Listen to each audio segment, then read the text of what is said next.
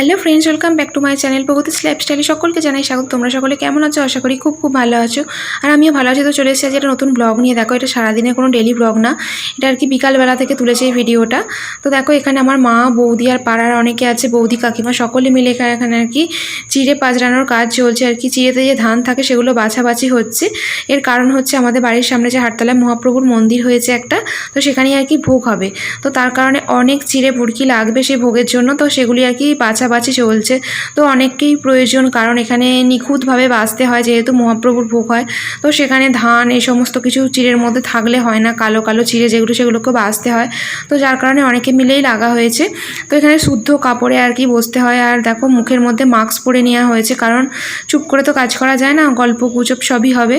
আর দেখো, আমি এখানে ভিডিও করছি বলে আর কি আমার ননদের ছেলে এসছে, জায়ের ছেলেরা আছে, আমার ভাইপো আছে, সকলে মিলে হাসাহাসি করছে।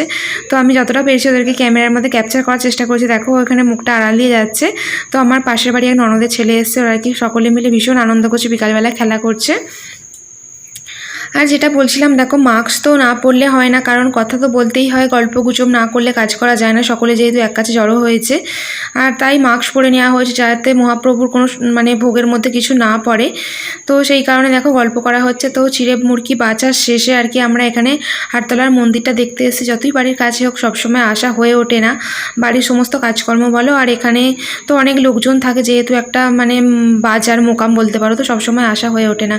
তো দেখো, তোমাদেরকে একটুখানি মন্দিরটা আমি শেয়ার করে দিচ্ছি, পুরো ভিডিওটা দেখতে থাকো আর আমার সাথে থাকো।